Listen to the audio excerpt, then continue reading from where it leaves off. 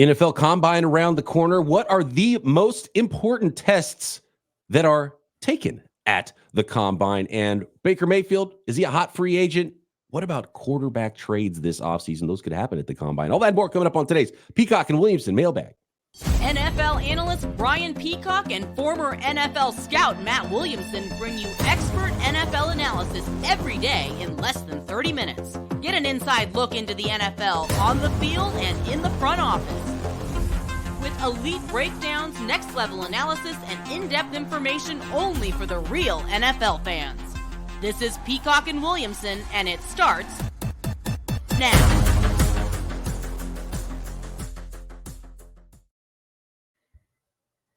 Welcome to the Peacock and Williamson NFL Show. Brian Peacock alongside Matt Williamson at BD Peacock at Williamson NFL. Thanks, everybody, for making us your first listen here on the Locked On Podcast Network, your team every day. Appreciate all the everydayers out there, and we appreciate it when you subscribe on YouTube. Hit the thumbs up. We'd love you for it. And, of course, you can subscribe everywhere you get your podcasts to Peacock and Williamson. Today's episode brought to you by FanDuel. Make every moment more. Right now, new customers get $150 in bonus bets with any winning $5 bet. That's $150 if your bet wins. Visit FanDuel.com/lockedon to get started. It's almost Combine time, Matt. Oh, yeah. You're going to be heading over to Indianapolis for the Combine, which will be lots of fun. So we'll have some Combine coverage for you next week, starting Monday with our Combine preview episode here. So make sure you're tuned in to that. Tons of draft notes heading into that. But we do have a Combine-related question that we're going to kick off today's mailbag with today, Matt. And that question comes from Dave, who asks, what one test would you say is the most important at the Combine for each position group? And is there one test that you love more than any other at the Combine, Matt? Like, are you the guy who's like gathered around the finish line at the 40-yard dash? Are you looking for jumps? Are you looking for field drills? What's the most important thing at the Combine to you? Yeah, let's dig into, I don't know if I'll go position by position and pick one. I'm not sure if that's the move here. Real quick, you talked about subscribing. I want to throw this out too. I started my own YouTube page. I'm all excited about that. So check that out at Williamson NFL as well. So you can find all my videos, including all of our stuff there as well. So please do me that favor. I am psyched to go to the Combine. It's about a 5-hour drive from here, which is one of the reasons they have it in Indy is I think like 20 teams can drive there. It's bonkers, and it's a great convention city town for it. It's a perfect spot. Really quick, they've talked about maybe moving it around like they do the Super Bowl and the draft and stuff like that. Yeah, and everyone immediately was like, nope, don't do it. I would hate it. It's just everyone knows where they're going to be. It's tradition. It's easy to get to. Once you're there, you park the car and you just walk the whole time. And even if weather's crappy, which it can be cold and windy. It's really flat. Everything's connected by tunnels, and you don't ever have to go outside if you don't want. It would break my heart if they went somewhere else. But anyway, quarterbacks, I would say interviews. It is really nice. I always call it assembly line scouting. It is nice to watch 10 quarterbacks in a row just throw next to each other. Boom, boom, boom. Like, boy, that guy's noticeably worse than the others. I think there's some value there. I would say with quarterbacks especially, and there's a few position groups like this where while that's fun to see, you probably end up making more mistakes than helping your grades by valuing that underwear Olympics portion of it too much.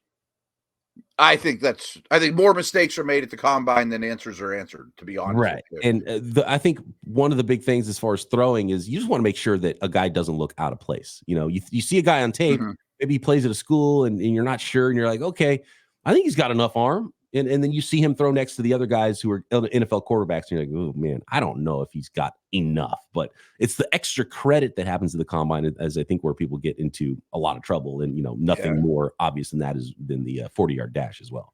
100%. That's a great call. Like the wide receiver that runs past everybody on tape, don't give him credit twice for being fast. Right. You knew he was fast when he came in. He's still fast. And it's also interesting. Everything's alphabetical there. So we have a question coming up about Josh Allen. Well, if I was John Anderson behind Josh Allen in all the throwing drills, like crap, I'm going to look bad. You know what I mean? I wish my name was John Anderson, hell of a thrower. Right. I wish I was Williamson in that one. You know, as far away from Allen as possible. You know, Exactly. So a couple drills I do want to talk about though are my strength coach. Not mine. I mean, when I was at Pitt, and he happened to be our strength coach when I was with the Browns. Buddy Morris. He's the Cardinal strength coach now. He has been for a long time. He's a legend. Like, I mean, is he the one that yells at all the prospects when they're lifting?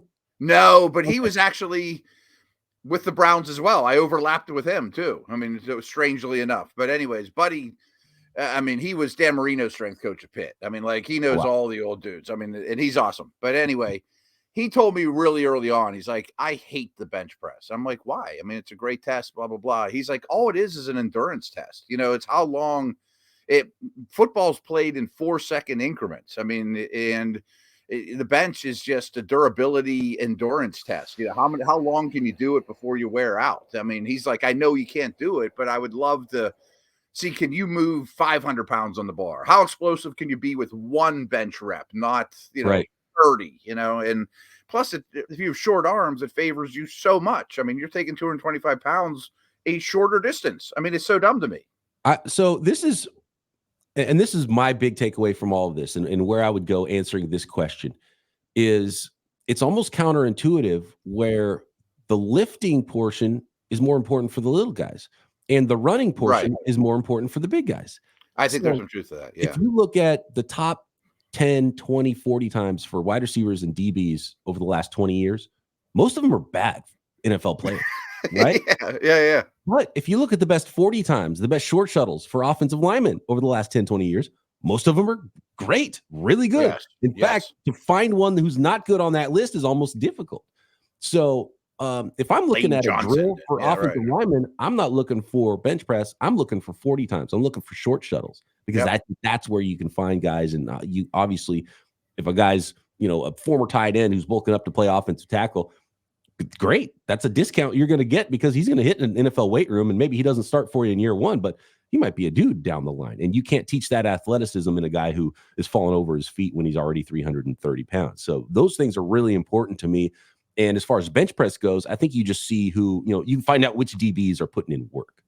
Yeah, that's what I was going to say about the bench too. Like, if a wide receiver comes in and does 6, it's like, you really didn't even try, And he's going to have to explain that in his interviews, though. He's like, no, I didn't try, because I'd rather learn to be a better receiver instead. You see a lot more guys with only 3 at the bench press, or they just don't do it at all. But when a wide receiver or a defensive back comes in at 190 pounds and then throws up 13, you're like, okay. You at least cared and tried to impress us. You at least did something. He's been great in the one, though, for the last 4 years. I love what you said about the big guys. Like, the 40 is important to me with the big guys, but the 10 is even more important, especially D tackles and O linemen. They're 300 pounds. I don't need them to run 40 yards, but I do want them to run 10 very quickly. And there is a lot of data out there. I'm sure you could even search for it. Interior O linemen's shuttles are very indicative of success at the next level. And just think about it. I mean, if I'm climbing to the second level and I have to hit a linebacker that's 80 pounds less than me, who's not just standing still letting me, I have to be able to change directions to get there. Or if I'm in protection and Aaron Donald attacks my left shoulder and then crosses my face and goes to my right shoulder, I have to change directions to get there. I mean, that's one of the drills no one thinks about. Another one I'm a big fan is the 3-cone /L drill for edge rushers and tight ends as well. Yeah. And even receivers. I like that. Yeah. 3-cone. I would probably rank that in a lot of cases over 40. And to be honest with you, if I only had to look at one timing metric, it might be that 10-yard split for every position. It's pretty good. Another strength coach I was around was Ohio State strength coach. He replaced Buddy with Pitt, and all he cared about was burst. I mean, he said this whole game is about burst. It's not about long speed. It doesn't matter what position you play. You have to have short area burst, and that's all he taught the kids, and that's how he coached them up. I think there's a lot to be said for that. I also wanted to mention, it's kind of it's like the oldest of old school drills, but watching D-backs do the W drill, where they go up and they make a W and, the pedal, plant, drive, pedal, plant, drive. You could see a ton from that stuff. And then when they come back and have to catch the ball and you see guys that are like, for hands, what is that? I see why you play defense now. And then some guys are just really natural plucking it out of the air. So you can definitely get things from drills like that. So and they do it with low hips and, right. And we got a lot of questions about combine stuff. And yeah, there a lot of it's pretty overrated. It is fun to see guys run, see who's the most athletic, see where the tape matches and where it doesn't. But it's probably overblown a lot of times, especially when you start looking at 40-yard dash times and some of those things. So people need to remember the combine was created because it was harder to create. I mean, for everyone to be in the same place for medicals. I mean, that's why this was started. That's the number one reason. The true most important things we don't get access to, which is the medical and the interview. And the interviews, right. Yeah. And I will say it's really cool just to see how freakishly athletic these guys are. Do you remember Byron? It was Byron Jones, right? UConn. Yeah. Dallas Cowboy, yeah. He set a world record at the combine for the broad jump. Like 11 feet. I do remember that, right? He's like, not only was that the best of the combine, he set a world record. He's not an Olympic athlete, but that's how athletic he was playing college football. So it's pretty amazing.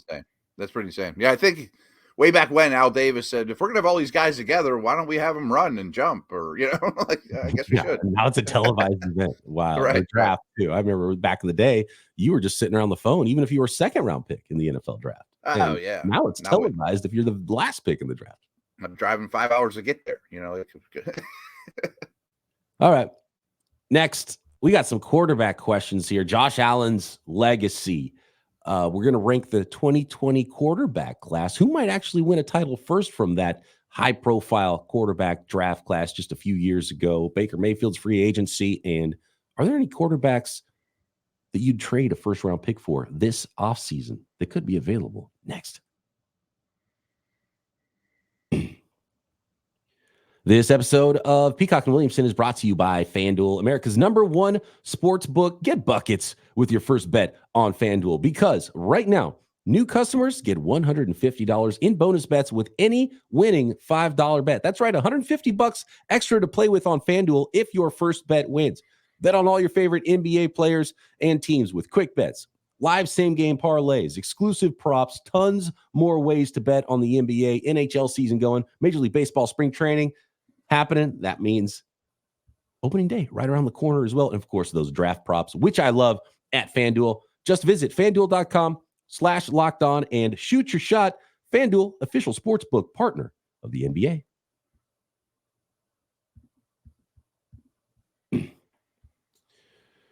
So let's go to Baker Mayfield and free agency, which is happening right now. We talked a lot about the free agent franchise tag potential stuff. There could be some big cuts on the horizon as well, Matt.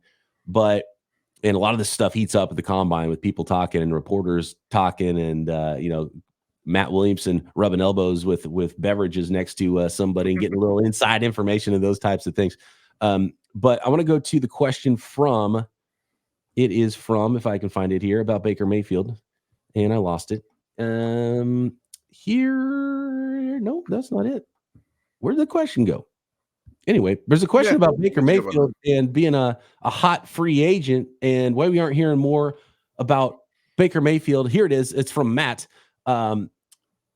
Teams like the Raiders, basically, he's like, basically everyone's like, okay, Baker Mayfield, free agent, he's going to re-sign in Tampa. But what about some other teams getting in on the bidding? A team like the Las Vegas Raiders, Matt. He seemed so capable last year, Matt says. What other options do teams like the Raiders and some quarterback needy teams have that aren't drafted in the top 3 of the draft? Yeah, I think it's a good question because, I address this every day on my Steelers show. What are they going to do at quarterback? And there aren't many options this year. It's not like, boy, there's 5 different guys to pick from unless you have a top 3 pick, and then you go that direction. So there are teams. The Raiders are one of the most obvious to me that could be in quarterback no man's land. And originally when I saw this question, I thought, all right, well, if you're you lose Cousins, you're the Vikings, you're the Falcons. And I told you, would you rather, if I could give you Baker Mayfield right now on February 21st, or you could take door number 2, I think almost every fan base would say, I'll roll my dice with door number 2. I mean, maybe I'll end up with Penix or Nix or McCarthy or Fields or whatever. It's just not a sexy addition because I do think at his point of his career, he is what he is. But if you're in quarterback no man's land, and the Raiders might be and aren't willing or able to trade up or don't like this rookie class, it's not so bad. I mean, I think you could make an argument. Hey, it's not so bad.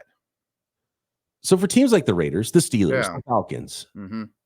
we have a question from Jason. It's an older question, but I've been saving this one because I wanted to answer it, and it ties into this stuff that happens in the offseason and conversations that will be had in Indianapolis between GMs.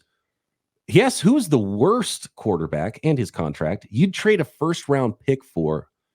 He says, let's assume it's a mid first round pick, but depending on the team, now that we know where all the teams are going to be drafting, who's the worst quarterback and his contract you trade a first round pick for? And I think we can start to identify some names there, and it kind of has to be better or worse than blank. And so I'll start with a name that's been floated out there for both the Falcons and the Steelers. And actually, I've heard Justin Fields' name mentioned with the Raiders as well. Yeah. Justin Fields, do you trade a first round pick for Justin Fields?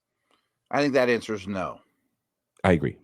I think that's too pricey for his contract, his age, what we've seen from him. That's a no for me. You're essentially trading a first round pick if you're drafting a first round guy. And we know the top 3 names, but after that, there's JJ McCarthy. Are you spending a first round pick on JJ McCarthy? I think in the end, he might be a first round pick. So you're going to have to, if you want him. I definitely want to talk about McCarthy in the combine pre-show. I think his stock is on fire right now. And I also think this is a time of year where media draftniks are catching up with some scouts and learning some of the true thoughts in the league. This is kind of how the cycle works. Mm-hmm. But I think I'd rather have a rookie on a rookie deal that's a first-round caliber player, McCarthy or not, than Fields. And Fields just has a lot of negatives, interceptions, fumbles, so many sacks. You got to make a decision based on this. Well, actually, his 5th-year option has to be picked up this offseason. So you don't even get to see him with your team before you have to decide on his 5th-year option, which I'm sure the value's there and it's enough that that'll get picked up by, of course, by a team that's willing to trade for him. But then you have to pay him a lot of money if he's good very soon. But you don't know if he's good, and you might be paying a 5th-year option money for a quarterback that all of a sudden you don't love. And we saw this with a very similar situation what we saw with Sam Darnold a couple years ago. Yeah, good point. Yeah. So this question real quick, if the question is give me a list of quarterbacks you'd give up your first round pick for, that's a long one. I mean, it's Josh Allen and blah, blah, blah, blah. I mean, there's obvious ones. Hard to go down the list. And would you trade a first round pick for Brock Purdy? Yeah. Not top 3, but I would give you the 15th if I'm Minnesota or wherever they pick. Yeah. What about Jared Goff? Going into the last year of his contract, we talked a little bit about how you have to look ahead a little bit. Do they do new deals with Jared Goff, Dak Prescott that are going into their final years of their contract? And if you don't think you want to do that deal, do you field offers for those players? I think Dak would easily get a first round pick. What about Goff? Dak would. I think Goff would. Maybe it's a conditional type of deal like the Aaron Rodgers trade. If he plays 75% of the snaps, it's a 1. Otherwise, it's a 2. Especially if it's a later one. If I'm a good, I guess the Steelers are a good example. They're picking a 20. I mean, I'm thinking about some kind of playoff team that is still quarterback needy. Yeah, I think that's fair. I mean, I was going to throw Tua out there and say, we talked about him earlier. He's a little younger. Yeah. So who's the worst? Would you give a higher pick for Tua than Goff? No. Oh, I know the age difference is different, but Tua would be close. I probably don't think I would with Tua. That's a good conversation. I don't know where the line of demarcation is. So the answer might be Tua. It might be Tua. But if not Tua, then it's probably Goff. Like I wouldn't give you a first for Deshaun Watson. Yeah. I wouldn't give one for Geno Smith. Certainly not like Daniel Jones. I mean, I would for Stafford. I don't know if I would for Stafford at his age. He's 36. The injuries that he's had, but man, that's you get 2 years out of him. Aaron Rodgers type of trade. Instantly improve your team quite a bit if you go from basically what the Jets are trying to do. You go from nothing to Aaron Rodgers. That's a pretty big bump, and it's similar to what you could get in a short term view for someone like Matthew Stafford. So it's probably worth a first round pick, but there are some reasons why you wouldn't with age and injury for those guys. And it's also very team specific. I mean, if Mahomes said today I'm retiring like Andrew Luck, well then I'll give you a first round pick for a lot of these. Like I'm gonna try to run it back. Or if Purdy had some terrible accident, like I'd give you a lot to insert it on a great team. You know what I mean? Next, Matt, let's rank quarterbacks from the 2020 draft. If you remember, Tua is one of those. So is Justin Herbert. So is Jordan Love, who's coming on strong late in that conversation. Of course, Joe Burrow, number 1 overall. And what about Josh Allen? Speaking of quarterbacks, what's his legacy right now? Especially if he can't get that ring and wrestle one of those rings away from Patrick Mahomes. All that coming up next.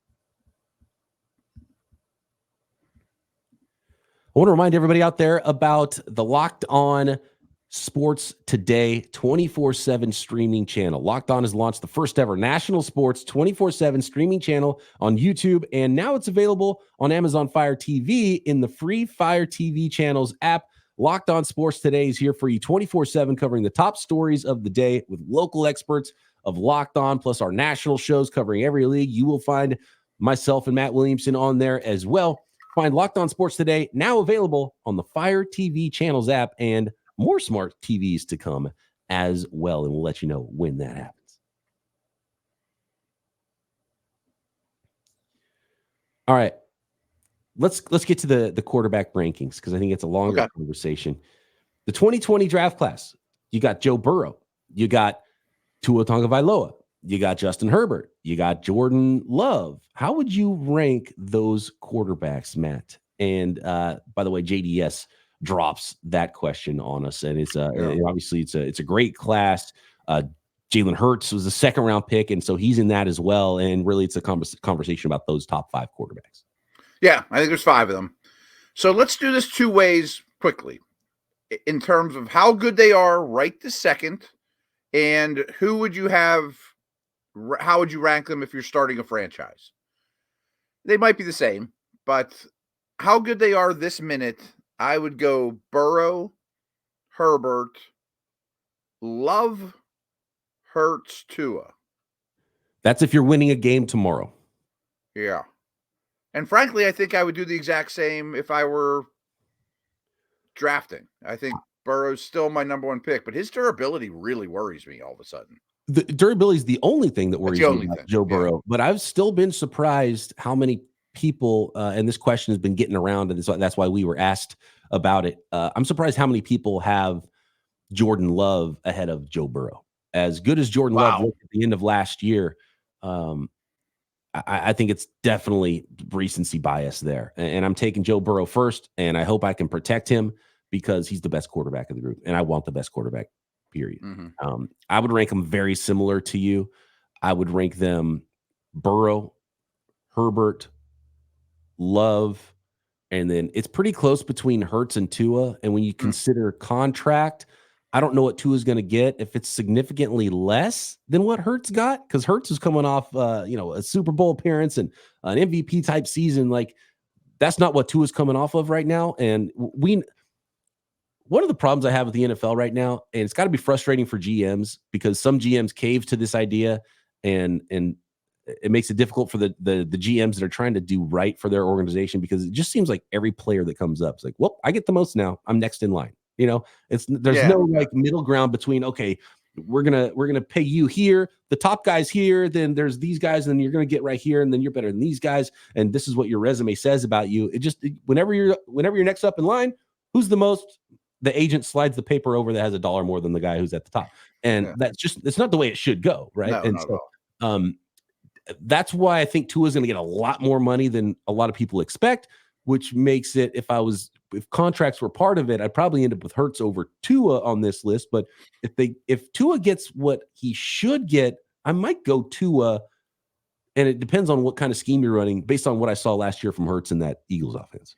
Yeah. If we're talking money, and we did talk Tua money, if I was Miami, I'd try to sign him to a Daniel Jones-like contract. I don't think he'll get that done, but I do think he'll make less than Hurts. Jones is a perfect example, because I wouldn't have signed Jones to the Jones contract, and Tua to get the Jones contract. Both of them get way more. And they're both going to get more. So I thought I was being controversial putting Love over Hurts, but there is some recency bias there. A year ago, they'd laugh at you. Right, of course. But both quarterbacks have really played one good season, and even for Love, that's only been it was a half of a really good season. True, but man, seeing what I saw from Love, that ceiling is just higher than where Hurts is as a quarterback. As good as Hurts is as a runner and, the unstoppable fourth down push and some of those things. There was definitely some cracks last year. We start to look at it and go, oh, wait a second. Now you're throwing to AJ Brown and Devontae Smith, and what is going on with this offense? And I think losing your offensive coordinator is a big part of that. So I think it's tight between all those, but to me, there's a gap after Burrow and Herbert. And there might even be a big gap before Herbert after Burrow. I just think Burrow's that good. Just guys need to stay on the field. Yeah, I think there's a gap after Herbert, and then there's another gap after Love. I mean, I think Hurts is closer to Tua than he is Love, to be honest with you. I don't dislike him, but he doesn't throw in the middle of the field either. That's what it looked like the last time we saw these quarterbacks play. Well, and that was flipped the year before. Does it get flipped again next year? And Hurts looks more like he did in 2022. We'll find out in 2024. Strange question. So the Bears own the first overall pick. The Patriots own the third overall pick. Which of these guys for each respective teams would you give that pick up for? And there's a difference between 1 and 3, obviously. I would, and this is why the Bears, I think, are not going to move the pick. I think the Bears have to take what Caleb Williams could be. They have to take that number 1. No question. But you traded for Burrow. I don't think they would trade it for Burrow in his contract and his injury history because they hope they are getting something even better. And that's, if I were them, I would trade it for Burrow or Herbert. I would trade 3 for Burrow or Herbert pretty easily. Yes. I think I'd do it for Love. Yeah. I mean, he's come through the other side of his development and looked like a really good NFL quarterback. I don't think I'd do it for Hurts. I would definitely not do it for Hurts or Tua. Yeah. And I probably, if I'm at number 1, probably wouldn't do it for any of the quarterbacks based on contract. I would do it for Burrow and Herbert. Which is why the Bears are going to trade Fields and draft Williams number 1. That's what's right. Good. But if they had Joe Burrow, I think they'd trade number 1 overall. Or I would if I were the GM. I don't know if they would or not. I understand your thoughts on it, how they That's a good question. I like that. Yeah. Speaking of first-round quarterbacks, Josh Allen. We got a legacy question about Josh Allen, and he's in a weird point in his career. Sir Madramissimo says, by the end of Josh Allen's career, are you taking the over-under on him being recognized as a better quarterback than, say, Steve Young, who is a Hall of Famer who does have a ring as a starting quarterback and also has a ring as a backup quarterback? I'll take Allen. It's nothing against Young. I think Young's an obvious Hall of Famer. I don't think he's a top 10 quarterback. I have 2 concerns with Allen, big picture, legacy-wise. Will he win a Super Bowl? Because Mahomes obviously is monopolizing that, and the rest of the AFC quarterbacks are insane as well. And I think the Bills, if anything, will have a worse roster next year than a better one. I think the window is not shut, but it's closing. It's not opening.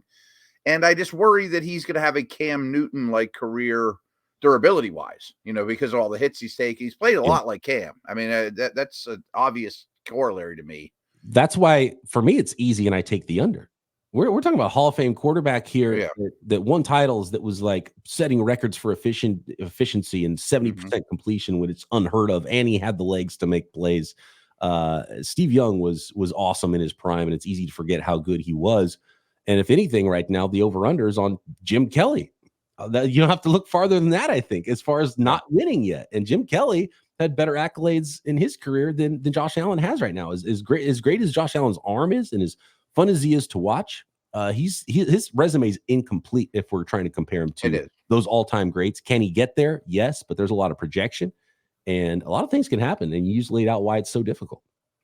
I know. I mean, the obvious smart bet is you take the under, because he has to stay healthy. He probably has to win something to be in that neighborhood.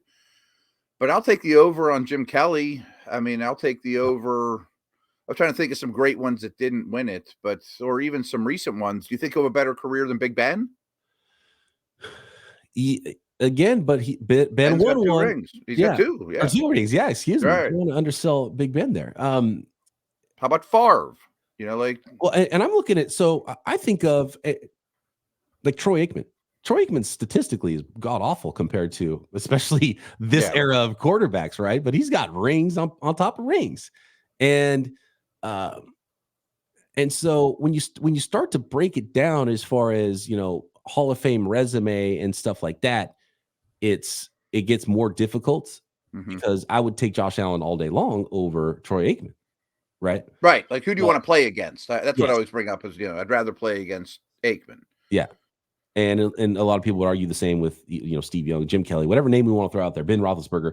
Josh Allen in his prime is probably someone you'd rather not play against, even versus all those guys. But resume wise, when you start talking about end of career all timers and ranking them, he's got a lot of work to do. He does. I looked at it like this.